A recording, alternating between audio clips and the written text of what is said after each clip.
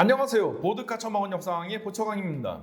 우리나라가 민주화되면서 표현의 자유가 굉장히 많이 보장되게 되었습니다.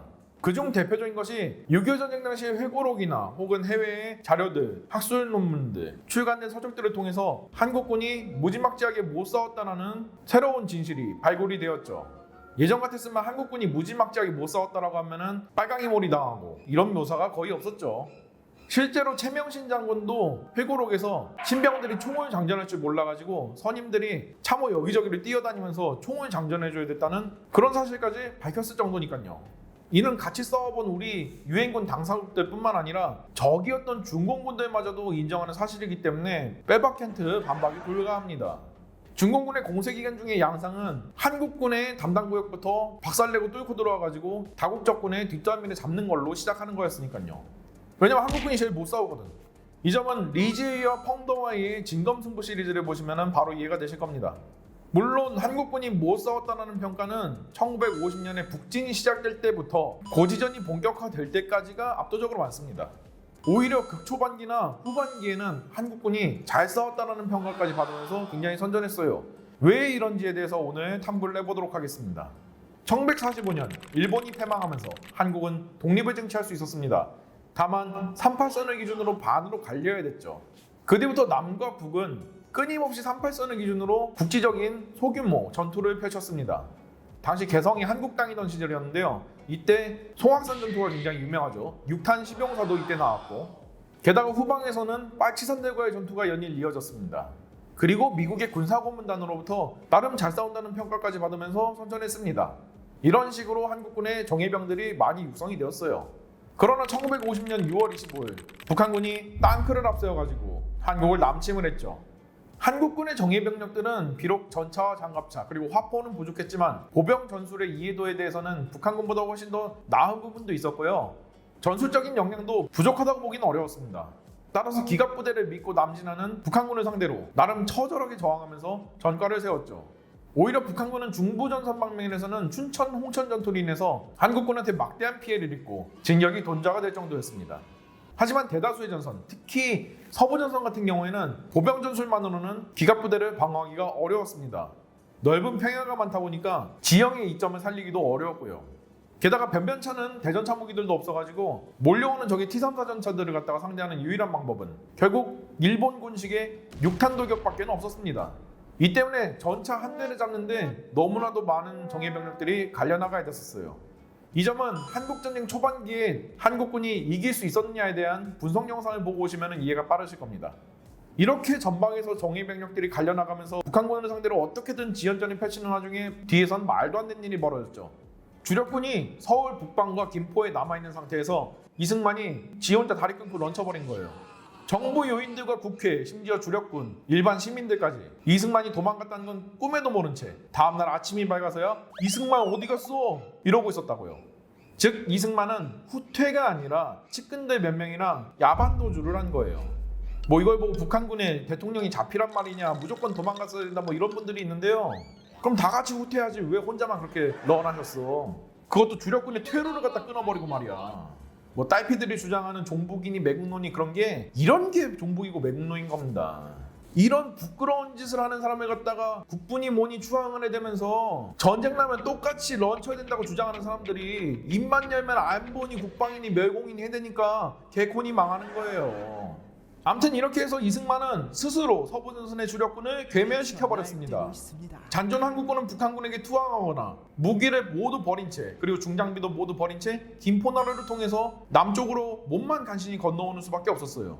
아니 중장비를 다 버리고 왔는데 이제 뭘로 싸울 건데? 그래 뭐 미군이 그나마 빨리 참전해준다고 했으니까 정말로 다행이죠. 하지만 미군도 오산과 대전에서 개같이 두들겨 맞고 24사단이 북한군에게 괴멸당하면서 대한민국은 절체절명의 상황에 빠지게 되었습니다. 이로써 미군의 신속대응군은 모조리 다 전멸해버렸다고요. 그럼 한국군이라고 별 수 있나? 미군 따라서 낙동강 방어선으로 빼야지. 그리고 낙동강 방어선. 이제 여기 밀리면은 대한민국 서비스 종료예요. 당연히 뭐 정예병이건 신병이건 학도병이건 쏟아붓는 방법밖에 없어. 이런 식으로 마지막 남은 한국군의 정예병력들은 낙동강에서 모두 산화해버렸습니다. 그리고 유엔군이 극적으로 인천 상륙작전에 성공해가지고 북진이 시작되자 한국군은 역설적으로 절망적인 상황에 빠지게 되었죠. 병력들도 신병들이 대부분이고 심지어 지휘관들마저도 갑정장교라고 해서 현지임관해가지고 갈려져 나간 그런 지휘관들이 대부분이었잖아요. 참고로 갑종장교는 하루살이 장교라는 그런 별명이 붙었을 정도로 전사상률이 엄청나게 높았고요. 이러다 보니까 북진 과정에서 한국군의 문제점들이 대거 드러나 버렸어요. 군사학을 배워본 적도 없고 분소대 전투기술, 기동훈련도 해본 적이 없는 사람들이에요. 이 사람들이 살아남기 위해서 경험적으로 터득한 실전 지식들을 제외하면 제대로 된 작전을 짤 능력도 그리고 작전을 수행할 능력도 굉장히 부족했습니다. 자기 주특기라도 할 줄 알면 진짜 다행인 수준이고 위에 언급한 대로 총도 다시 장전 못하는 사람들이 대부분이었어요. 이러다 보니까 한국군은 백선엽이 지휘한 1사단 같은 극히 예외적인 케이스들을 제외하면 제대로 된 정찰마저도 등한시했습니다. 아니 정찰을 해야 되는지도 몰랐겠지 아마. 물론 유엔군들 대다수가 그때 당시에 곧 있으면 전쟁 끝나고 집에 갈 거라는 안일한 생각을 가지고 있어가지고 정찰 작전들을 다 같이 등한시한 거는 있긴 합니다. 다만 다국적군 같은 경우에는 특히 미군 같은 경우에는 항공력이 개쩔어주다 보니까 적어도 정찰기나 전투기가 낮에 전선상공을 쓱 한번 훑고 지나가면서 눈대중으로라도 정찰을 해줬다고요. 근데 한국군은 그마저도 안 되잖아. 당연히 북진 과정에서 한국군은 그냥 거대한 구멍 그 자체였어요. 이거를 중공군 사령관이었던 펑드와이가 그대로 간파해가지고 한국군 담당 구역을 그냥 뚫고 들어와서 유엔군의 뒷덜미를 갖다가 물어 뜯어버리는 게 가능했던 겁니다.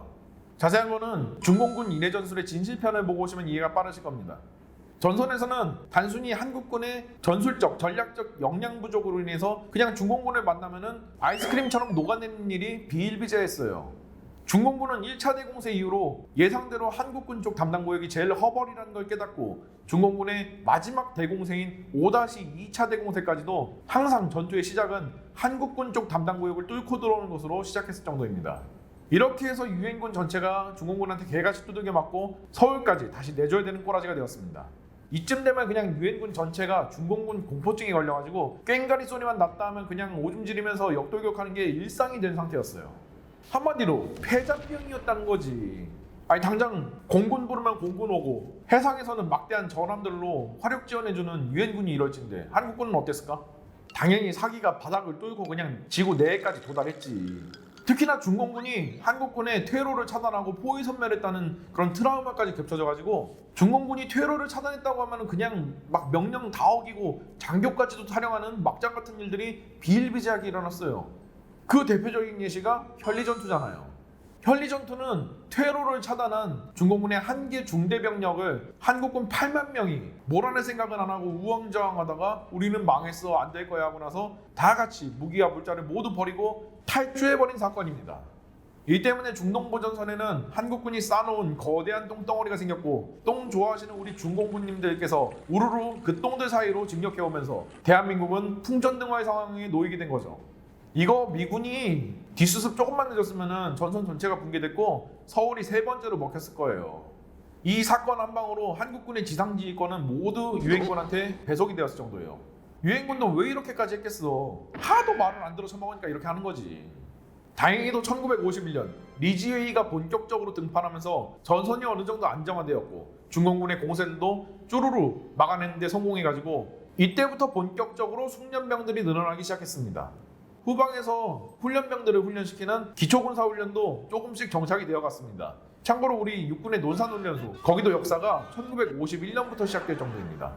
이렇게 적어도 총이라도 쏘는 법이라도 교육받고 온 신병들은 전선에서 개같이 구르면서 선임들한테 실전 경험들과 기본적인 전선에서의 행동 요령들을 교육받으면서 빠른 속도로 전선 환경에 적응을 해나갔죠.